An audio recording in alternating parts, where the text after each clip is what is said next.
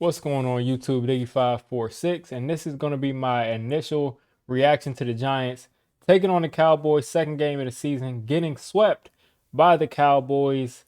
But first, I want to just give a quick couple of minutes or maybe a couple of seconds or however long it goes. It won't be too long on Sterling Shepard. The dude is a Giant for life, no matter what. He has struggled, obviously, with a ton of injuries. People love to call people to get hurt a lot soft. I disagree with that completely, wholeheartedly.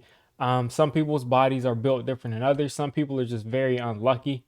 I mean, I know Anthony Davis on the Lakers. People love to call Anthony Davis soft because he gets injured a lot, but the dude just gets injured. I mean, you can't call somebody soft because they get hurt a lot. I'm not a proponent of doing that because human beings are human beings. You cannot go out there and say because I'm tough, my ACL isn't going to get torn. Because I'm tough, I won't get a concussion. Because I'm tough, my Achilles won't get torn. And that's what happened to Sterling Shepard this time. Torn Achilles on a meaningless play at the end of a game where you're getting blown out. Stinks that it happened there, but Shep is just been a fighter his whole career. Concussions. I wish I had everything ahead in front of me, but he's had hamstrings. He's had he's had concussions. He's had all kinds of just weird, small minor injuries, and then he's had his bigger injuries, and he's missed a ton of games. He's missed a ton of time, and it stinks that his career has gone like that. He's always been someone who gives it 100,000% on every single play. I mean, you look at Odell's catches in I think 2016 was Sterling Shepard's rookie year. You look at all his catches in 2016. You see, where Odell went for those long touchdowns or long gains or 26, whenever they were together. Most of those times, you see Sterling Shepard blocking 40 yards downfield. You see Saquon, all of his long runs, Sterling Shepard was that blocker who was just leading the way down the field. So that dude, when he doesn't have the ball, he's throwing his head in there. When whatever he's doing, he's out there making sure that he's giving it 100%. He's never been a guy that is slacked, that is loafed, that you could say took a play off. Never. I've never seen that from him. Just the same thing as I've never seen that from Jabril Peppers. Those guys don't take plays off, and I appreciate that 100,000%. I'm hoping that Sterling Shepard can stay healthy wherever that dude ends up, wherever he ends up. If it's on the Giants next year, if it's on another team, if he decides to step away, I don't know. But wherever he ends up, I'm hoping, I'm praying that Sterling Shepard can get healthy and stay healthy and finally get that 1,000-yard season that he deserves. I mean, I could see him linking up with one of these elite, top flight quarterbacks, being that slot receiver, being that safety valve on third down, and getting him a couple of nice seasons because he deserves it. He's been on a struggling team. I mean, ever since he's been here, I think his rookie year, there's the boat trip. So he's at least on a playoff team. Then ever since then, he's been on basically the worst team in the league, and he's always given it 100,000%. So you're not going to see me say anything bad about Sterling Shepard. Hopefully, he can bounce back from this torn Achilles, and he can be that same player that he's always been. And stay healthy, minus the getting injured part. So now let's look at this game. Mike Glennon is atrocious. We already knew that. But I didn't think that Jake Fromm would look so much better than Mike Glennon that it was completely obvious. Mike Glennon was 13 for 24 for 99 yards. And that was in 3.5 quarters. Jake Fromm was 6 for 12 and about 2 drives. I think he had 6 for 12. 50%, not spectacular, but 50% in a small sample size and 82 yards. That he almost had as many yards as Mike Glennon had in 3.5 quarters. Jake Fromm had in a couple of minutes. So that just shows you who the better quarterback is, at least right now. Mike Glennon has no business out there. He missed a ton of throws. He sometimes doesn't pull the trigger. He's known for having this cannon of an arm, and it disappeared ever since he got to New York. I don't know what happened to Mike Glennon's arm, but for some reason in New York, he's underthrowing everybody. Guys are open downfield. Sometimes he underthrows them. I don't know what's going on with Mike Glennon. And I mean, Galladay, poor Galladay, played with Daniel Jones, who couldn't get him the ball. Then he plays with Glennon, who can't get him the ball. And at least Jake Fromm gave Galladay, for the first time in this season, Galladay is running down the field on a go route. not in the end zone because he's got a couple in the end zone. But for the first time, Galladay is running down the field, just running a go route, and we actually throw him the one-on-one ball, and he comes down with it. And this is just all I've been wanting us to do the entire year. He should get two of those a game. I understand, yeah, it can get intercepted, blah, blah, blah. First of all, the team stinks. Who cares if it gets intercepted? Second of all, that's what he does best. Throw him two of those a game. He's got to have two of those go balls a game because he's just that kind of receiver. You have to get that dude involved. So I'm glad that we finally did that to him. We finally did it once.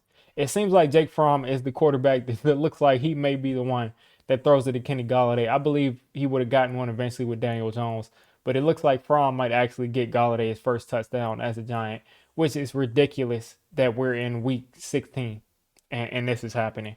So, yeah, that's what we're looking at here. I don't know how many games are left at this point. It just all is a huge blur. What do we got?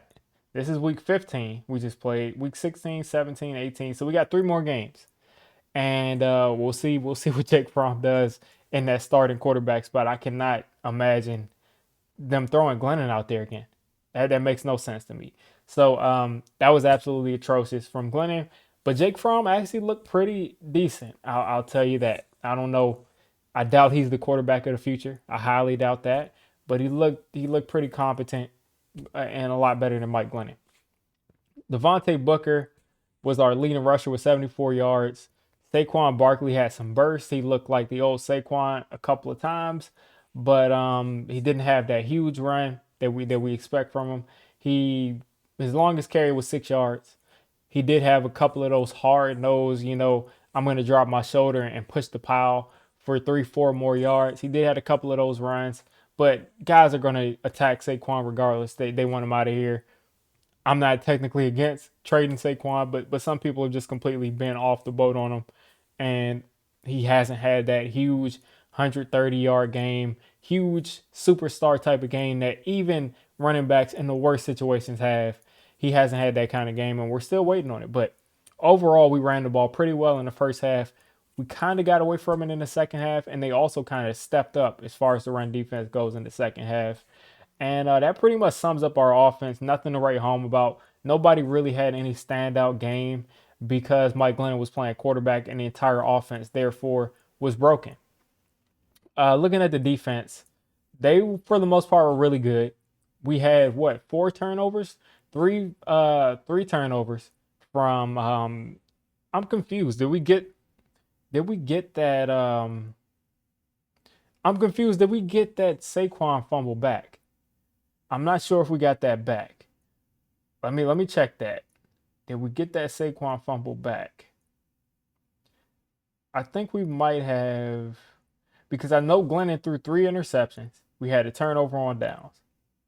3 interceptions and a turnover on downs. I can't tell right now if we got that fumble back, but I think we did get that fumble back. So we had 4 turnovers, pretty much 4 turnovers, 2 of them in our own territory. So the defense gave up, what, 2 touchdowns from both of those turnovers. Other than that, the defense pretty much held them to field goals the entire game. And they put up 21 in a game where we pretty much spotted them because they didn't get that extra point the second time and they didn't get it again. So we pretty much spotted them 12 points out of that 21 points. So that's what it looks like. So two 6-point touchdowns. So yeah, we spotted them 12 points. So our defense essentially gave up, what about, take 12 away from 21. Here's how good I am at math. I'm just going to go ahead and say it. 9 points. I think I did that right. We basically gave up 9 points as a defense. So I don't have any problem with the defense today. They actually applied much more pressure than I thought. I did have an issue with how well they ran the ball at times, but they pretty much had the same performance as we had as far as running the ball. Pretty much the exact same performance. A 70-yard running back and a 50-yard running back, and it was the second string guy that had a better game. So it's pretty much the same thing for both teams. We didn't absolutely get destroyed on defense, and again, pretty much only gave up 6 points. Those 2 drives were short fields, and we pretty much gave them those touchdowns at that point by giving them the ball that close to our own end zone. Other than that, Dalton Schultz, 8 targets, 8 receptions, 67 yards. He was a problem. Other than that, we pretty much limited those receivers. Dak seems like he's still in the slump that they call that he's in. Azeez Ojulari and Quincy Roche got a sack where they were completely unblocked, and Giants Twitter went crazy when they were literally completely unblocked.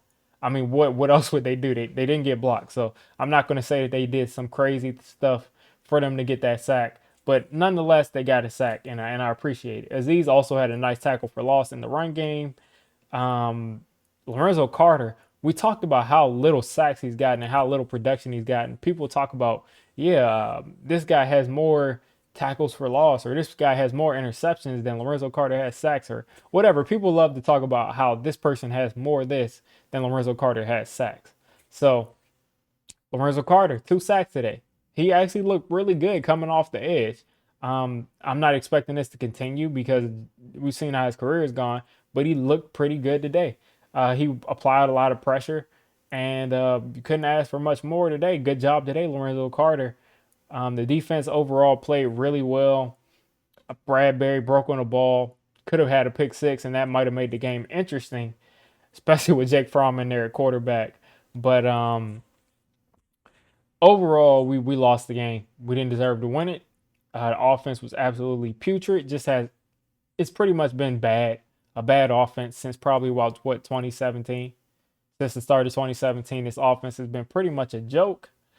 Um, yeah, that's pretty much what's been happening in the Giants' land. I think I covered everything. Hopefully, Sterling Shepard can get healthy. Hopefully, the Giants can be competitive. I'm not sure if I want us to win any more games because we are right now at 4-9, 4-10. Uh, the Lions, I don't expect them to win out or anything, but they're a team that I'll be looking at that's probably going to have a first pick. All these other teams, I mean, you got. Let me just scroll through some of these games. Some of these teams are Panthers are 5-9, so we don't want them picking above us. So you might want to just keep that pick down there. Texans are 3-11, Jets are 3-11, Lions are 2-11, Bears are 4-9, and we have the Bears pick. So if the Giants lose out, it's looking like if the other teams lose out too, it's looking like the Giants will have at least at least the fourth pick if we lose out. It looks like that. We'll have at least the fourth pick. And it looks like the Bears are going to have a pick pretty much right beside us. So it looks like we'll have at least the fourth pick if we lose out. Maybe, maybe the Texans or the Jets win a game that they shouldn't win. Let's see what else is here. The Jets play the Bucks. They're not winning that. They're not winning that. Texans play the 49ers. I don't know. But it looks like right now we're looking at the fourth and fifth or fourth and sixth picks overall. If we can hold on to these, I won't be mad because we're going to get a very premium player and our starting quarterback isn't even playing. And if we win these games, I mean, what do we get out of it? Nothing. Absolutely nothing. And it might give some incentive to finally get our coach out of here. But that's a whole different decision.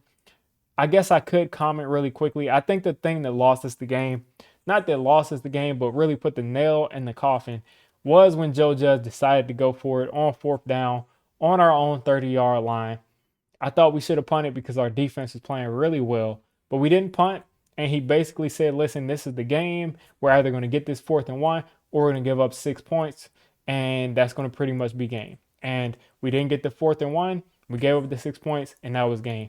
Other than that, I don't think Joe Judge had a horrible game coaching, but that was one play that I didn't like. But other than that, I'm going to go ahead and get out of here. You guys let me know what you're thinking of the Giants.